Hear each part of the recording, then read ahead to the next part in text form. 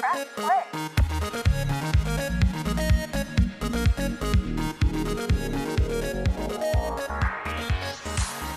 Hey, what's up, guys? Welcome to the Press Play podcast. My name is Rob, and I'm joined by my co-host, Michael. Michael, how you doing today?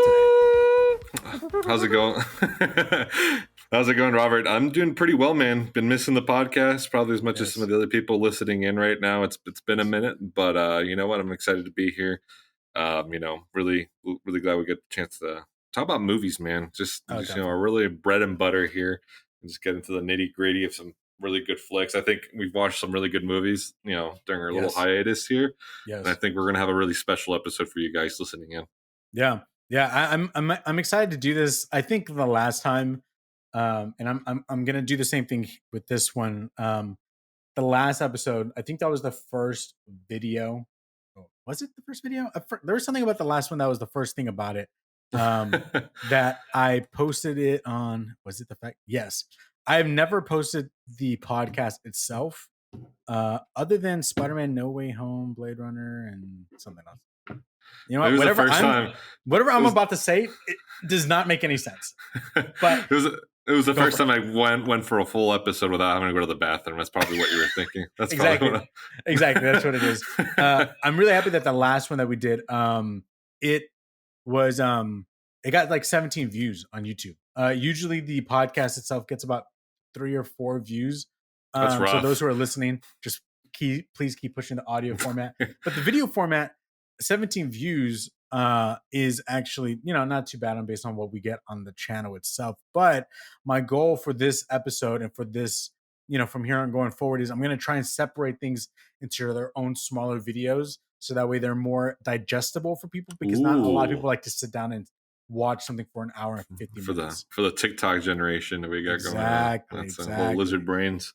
It's time to get to the future, and the future is now here, while we also rewind. But before we get into all that, I want to do the intro. Thanks for joining us here on the Press Play podcast. We talk about all things movies and TV, bringing topics to the digital table for your amusement. If you have any questions, comments, or corrections, send them our way on Twitter at Ambitious Casual. And if you're watching on YouTube, leave them in the comments, press the like button, and subscribe. And without further ado, let's get into the show. Michael, we've had about a month and a half, maybe a month and a couple weeks since the last podcast, so we've watched a lot. I've certainly have watched a lot. There was a week in that where I was like sick for 4 days, and I watched 3 seasons of a TV show, so I was able to catch up on a lot of stuff. Oh, what did you watch? It was Breaking Bad. That was what I was able to. Is that the one you were like, this is pretty mid? I did. And then I got a lot of people messaging me being like, bro, what's wrong with you? And then they see the next post, and I'm like, I'm kidding. I had to put a laugh react on that. That was so I was like, mid, get out of here. I will say real quick before we trail too off into the Breaking Bad hole. There is a lot of filler, especially towards the middle seasons. And I will not be ashamed to say that I did fall asleep through some episodes, because it was just really slow sometimes. Pacing was really slow, and that show's very meticulous, a very attention to detail. But man, so some of those episodes just really just drag. It definitely does. It definitely does. For sure.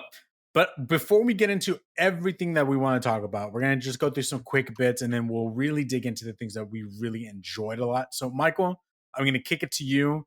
You have a couple things that are just quick bits that you want to give your thoughts on. Go for it, my man. I feel like it should be the official title, Quick Bits. That's Quick Bits. Quick Bits, baby. Quick Bits. So Quick Bits.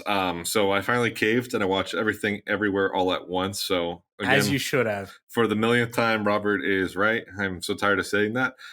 So really good movie across the board. I honestly, I got pretty teary-eyed. I think you know what scene I'm talking about. I think it was when the husband and wife were reunited without going into too much detail. I was definitely in the feels. Overall, just a really good emotional film, and I just love that majority of the movie was just I think it was in Mandarin the whole time.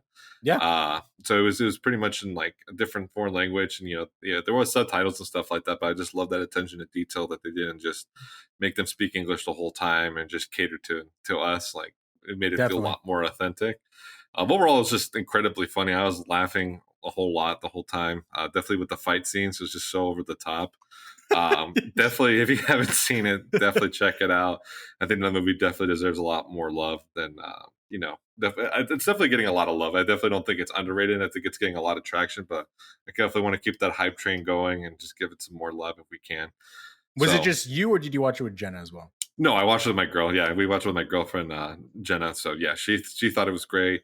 She was kind of laughing at me because I was getting all teary eyed in the movie theater. And I was like, you know what, this hits different, all right, dude. I was legit in my seat, and I legit was like really just. I was trying to keep it in, man. And there's this moment, it's like I don't want to wail right now, but I am trying to get it out there. No, and I love when a movie does that. When I genuinely, when a movie this sounds so corny, but when a movie genuinely makes me cry, like that's how I know I'm fully like engaged with these characters, and that means that the writers did something right. Because I'm a tough sale. Usually, I can't remember the last time I really cried at a movie like that, but definitely when I watched, I think Cinema Paradiso in college, I think there wasn't a single dry eye in the audience. And it was all dudes. That was the funny part. All the guys were crying and the girls were like, what the hell? But it was all the dudes crying. I was like, this is emotional, all right? This is deep. So I don't know what that says about us, but whatevs.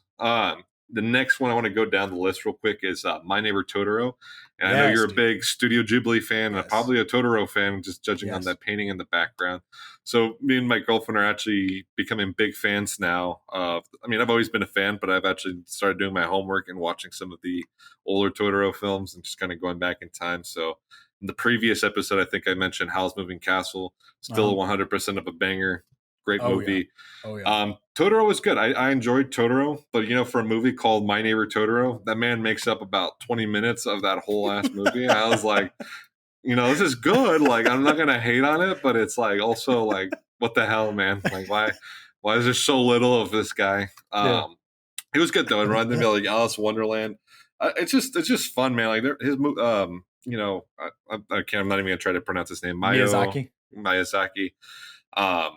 He just, there's something just so inherently innocent about his movies. And they're just so fun. Like you get so ingrained into the scenery and the world that he creates. It's like you just want one more minute in this universe that he just creates.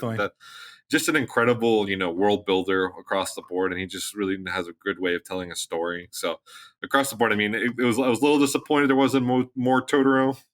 Big, it's going to take an L on its own. But other than that, that was a phenomenal movie. It was really good after that. 4 out of 5 stars. Needs more Totoro. Exactly. I need some more. I think there's like an amusement park in Japan, right? Just for Studio Ghibli. There's a museum, and the dream would be to go there before I die. Is that ever going to happen? I hope. Fun fact. I actually brought tickets to go to Tokyo about, I want to say like last year, but because of COVID or whatever. Yeah, no, I'm not even shitting you. I bought tickets for me and my girlfriend, and Michael. if she's listening, this is going to be kind of funny because this is like when we were like barely just starting to date. Like I think a month before we actually started the day, I bought the tickets ready to just pounce on this, and so call it getting ahead of myself. But we were set, man. It was we're ready to rock and roll. But I guess because of COVID, Japan had some pretty strict restrictions in terms of who to go in. So long story short, that's how I lost. I think about it was $1,200. Dude, so it was a lot of money. Gosh. Yeah, airlines are animals, bro. They don't care. So I'm like inside breaking apart because my dream has always been to go to Japan, and if that was ripped away from me because Japan closes borders, I would be like, I guess I'm never going. I feel comfortable talking about it now, but I was definitely very upset about it for a very long time. I was trying to find any way to make it happen, but yeah, it was very situational. But hopefully we all get to go again. Hopefully the Press Play podcast makes a Japan debut. Do a live episode over there. Do a live episode at the Miyazaki Museum. Supposedly you can't even take photos, take videos in that museum. It's only just. Are you serious? Yeah, wow, that's actually really cool, but also kind of shitty at the same time. It's like can't keep those memories. I know. Yeah, it's like the movies, man. Jesus. What's the next Ghibli movie that y'all have lined up? Oh, that's a good question, dude. Honestly, I want to see Castle in the Sky because I remember watching it as a kid. I don't remember if you remember, but Toonami back in the day used to do these marathons where they would just show Studio Ghibli Oh movies, yeah, and it yeah. was absolute fire. But I was like 8, so whenever I was like watching TV late at night, I'm like, what the hell's going on? And then I would Yeah. pass out like 10 minutes later. So it's like I remember snippets of the movie, and I was like, this is the coolest thing ever. Yeah. But I think Castle in the Sky is definitely going to be the next one for me. I don't know where she's at. It might be something like Ponya or, Kiki's Delivery Service. I don't know. I'd have to ask her what she wants to do next. Right. But I think she'd be pretty much down for Castle. Do you have a recommendation, Robert? I feel like you're about to throw me a recommendation. Did y'all watch Spirited Away? You have, right? Yeah. Oh, dude, that was Okay. yeah. I saw that back in film school. Fun fact. Okay. First time I ever saw a Ghibli movie, beginning to end. Absolute fire. I will say there's 3 that I really like, but they're not for everybody. I think the one that's the most not for everybody, I think, is Nausicaa, the Valley of the Wind. I've heard. It's so like there's so much lore. It's almost like Lord of the Rings-ish, to where like there's these factions and these communities and these groups of people and all this kind of stuff. It gets a little too much at times. I like the animation; it's beautiful. One of my favorites of all time is Princess Mononoke. I love Princess Mononoke. And then lastly, Grave of the Fireflies. If you want, bawl your eyes out. Watch that one. I've heard that one's incredibly depressing. I was like, wait, isn't that one even more depressing? Because I know Princess Mononoke is like, kind of like a little sad, but I heard the Fireflies one was definitely like, yeah, you're gonna need to take like some happy pills after watching that or something, because you're gonna definitely be in the fields after that. No, 100%. I will say the one I think that both of y'all might like. What was the next one that you said y'all were gonna watch? The Castle in the Sky. Castle in the Sky. Okay, that one's a good one. And then and I don't remember if you've seen this one yet, but The Wind Rises. That one is really good, and that's a good couples movie because it's about this couple that the guy wants to be an airman and he wants to fly, but the love of his I'm not gonna spoil anything. It's about 2 people that love each other, but one has a dream and the other one is whatever. I highly recommend that one. That one's really good. That one's like I don't really have that. I don't believe in dreams. It's kind of just overrated. Emily Blunt's in it. What the hell? All right, well. Yeah. I will put that in my back pocket, Robert. Yeah, there's some good ones. Really there's some hidden gems. I feel like there's a lot of movies that we don't talk about for Studio Ghibli, but definitely for a quick bit, that was a long bit, so I'm gonna move on. No, you're good. You're good. Real quick, Jurassic Park Dominion. I was gonna say that for last, but I think I might be getting a little bit ahead of myself here. Go for it. Honestly, it was good, man. I think for what it was, it's just I think people just crap on it. I mean, I think we're living in an era right now where there's a lot of sequel trilogies to a lot of movies that came out, even before our time, like in the 80s. You have that Star Wars, you have that with, Harry Potter and stuff like that. We're living in the sequel trilogy era right now. And, for the most part, it's pretty fizzled out. I mean, it's like, it's trying to capitalize on nostalgia a lot of it. And I mean, and to be completely fair, this one honestly wasn't the worst offender when it came to that. I mean, I felt like they found a creative way to bring back the Jurassic Park cast. And like, it's like one of those movies where you just kind of turn your brain off and you just kind of enjoy dinosaurs doing dinosaur stuff. You know what I mean? Just tearing dinosaurs doing dinosaur things. You know what I mean? Like I don't go to Jurassic Park to watch, Casablanca or something super deep. Like I want to see a T-Rex fight, an even bigger T-Rex or Raptor, whatever. And I got that. That's pretty much my expectation. Everything that needed to hit for me. And I would say the story's a little convoluted. Maybe because I haven't seen like the previous newer Jurassic Park movies. But I mean, overall, I was like, I can suspend my belief just enough to where like I can get around it. But with that being said, Robert, I think you saw Jurassic Park Dominion as well. I did. What it was, I feel like you're going to have a very not so ecstatic response to that. I guess here's my thing with the movie. I was excited for it. I don't think Jurassic World, this new trilogy led by Chris Pratt and Bryce Dallas Howard, I don't think they're bad. They're entertaining. They're Hollywood movies. Like they're supposed to be just there. Like I'm not going in expecting this life-changing event or anything. It's just supposed to be there, turn your brain off, enjoy the action, and get out. I respect it for that.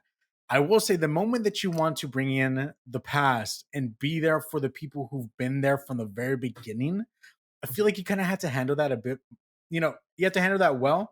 I think they did Laura Dern's character and Sam Neill's character, I thought they did them pretty well. Honestly, there were some forced moments between the two. I think 100%. that romance that supposedly, I guess, people have been wanting to see happen since the third movie, I think it was. Right.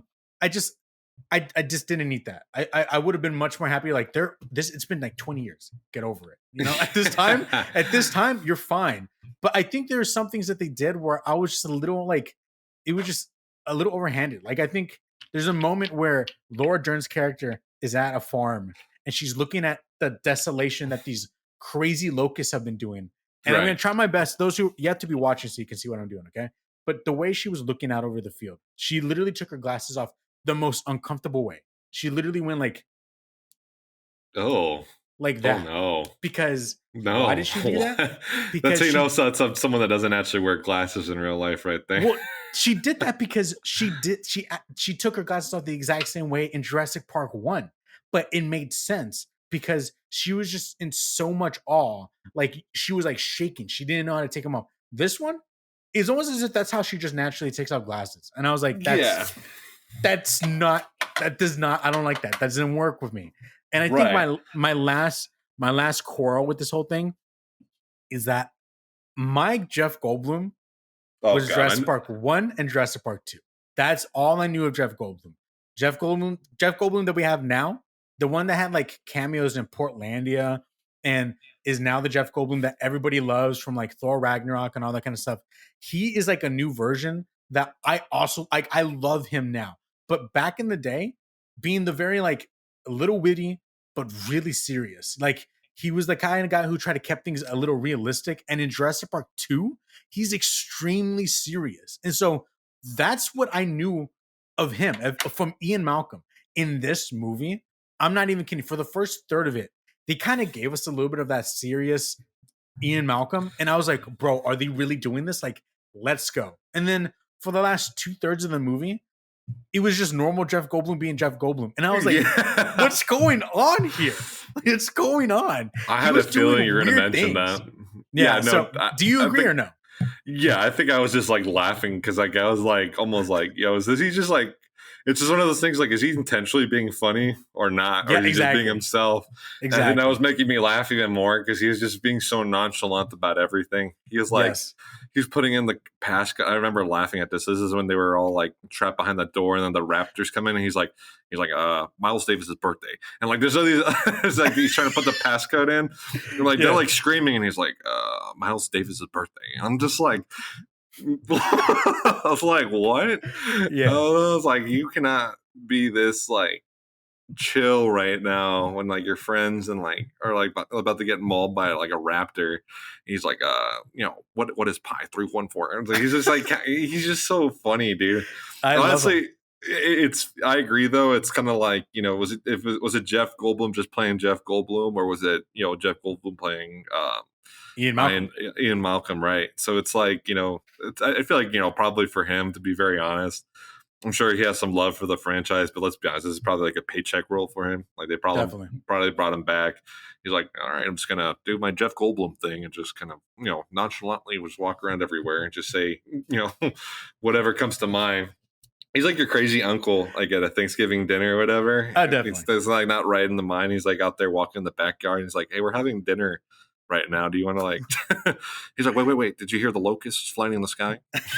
yeah. Just shit like that. So, yeah. I mean, I thought it's good for what it was. I think definitely what was interesting, the guy with the face tattoo. I think they introduced a lot of villains that they just ended up like either killing off or just getting them arrested immediately. And I was just kind of like, cool. And then they had like Tim Cook.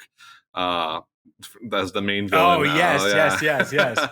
I was like, interesting. All right. Dude, my brother said the same thing. We were watching it. That guy popped up, which I think he was from the first movie. And my brother leaned over. He's like, dude, he's just practically playing Tim Cook right there. I was like, he is. That's exactly what he's doing. He's like, we're going to take all the dinosaurs and make it into the iPhone 96. That's what we're going to do. Yeah. That's his whole plan. The movie was super. I mean, it was fine. Like, it's like anything. It's like, I'm not going to gonna start some controversy here, but like basically like Rise of Skywalker, it's fine. Like it does the job. Like you Hey, turn those your are some brain fighting off. words, dude. Yeah, no, it's a slippery slope. People are gonna be like, you're comparing Jurassic Park Dominion to the Rise of Skywalker. How dare you?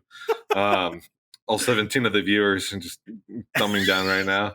But no, I mean it's just fine. Like it's fine. I think movies in general should at least be entertaining, if nothing else. And I think it Yeah, just succeeded in that threshold. So I was definitely. entertained. I liked it. It wasn't bad. Lastly, I'm going to talk on this real quick. A part of my quick bits that are not so quick. The Boys. I don't know Mm, if I don't know if we've spoken about The Boys before. Know never nothing watched about it. the. It's really good. It's pretty disgusting. Very violent. Really over the top. I mean, you'd be surprised some of the stuff that gets through on the show. But I think it's interesting because it's like I think what it does well, it's like, it really like humanizes superhero genre in a way that we haven't really seen before. Like, what if just Okay. superheroes were scumbags and just Yeah. like really just terrible people? Like, what does that universe kind of look like? And it kind of delves deep into that in like every facet, and just like, it has a lot of social commentary.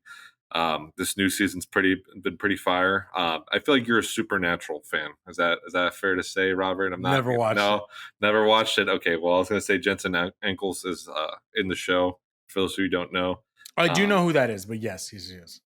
yeah, he's in there. He plays a pretty prominent role as their version of Captain America this season, and it's just entertaining, dude. It's really funny. It's very raunchy, put it that way. Uh-huh. So just go in knowing with that. But if you haven't seen the new season, definitely check it out. It's a pain that they don't release all the episodes at once. That's what sucks for sure. Because I've been wanting to just binge all of it, but I haven't had the opportunity since they're doing like weekly releases. I'm so glad Netflix doesn't do that. You know what I mean? For the most part, that just drives me crazy. Yeah, I feel like there's like a pro and a big pro and a big con for that. And I think Right. I feel like, and I think Netflix, there's a reason why they did this for Stranger Things, which we'll talk about in a bit. But when you release all your stuff at one time, then it only lives for like the weekend. And then once it's done, it's done. No one's talking about it anymore. That's And true. then, and I think that's what happened with like Ozark. And it was like the huge finale, huge last season. That Nobody people talked forgot about it about ever it. since the past that weekend, and then it was done. But when it comes to other shows like Better Call Saul or something like that, where they're like releasing every week, people are talking about that entire time. And so I feel like Smart. there's a reason why people are doing it. Is it fun? Absolutely not. I think some shows are better being binged. Others I think do better being week to week, but it's who decides that. That's hard to decide. That's a good way to look at it. I think a really good show that me and Jenna actually watched. I don't know if I mentioned this one. And it's unfortunate because I think Netflix canceled it, the bastards. But it's called Archive 81. I don't know Oh, if you've okay. heard of that. No, I've not. So you're probably going to be wanting to fill that void that Stranger Things just left in your heart of like, what am Okay. I going to watch next? Archive 81, Robert. That's your homework for the next time before we do the next episode. Okay. But it was very good. It's very like mystery thriller, super interesting. It's like this is going to sound corny as hell, and trust me, just take this with a grain of salt. It's almost like it's kind of like a good, like a really good like old school creepy pasta and the way like how the story unfolds. Really? So yeah, I recommend it because there's like VHS tapes, et cetera, et cetera. Which I mean, that's like a motif that's just kind of been overplayed at this point. But honestly, I think they still did a really good job with that and made it like interesting to watch and super dynamic. So definitely check it out. Let me know what you think. But What's weird about that description that you just gave actually intrigues me even more to even watch this.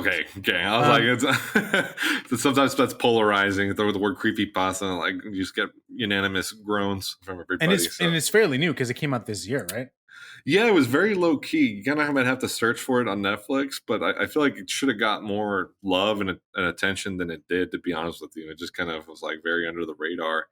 I watched the trailer we were trying to find something to watch like one day, and we're like, oh, this is cool. Kind of want to check it out. And so I'm glad we did. It was really like satisfying. So definitely Yeah. check it out. It's very very interesting. Yeah. It's very similar to Stranger Things in a way, but like completely different. Yeah. Okay. Okay.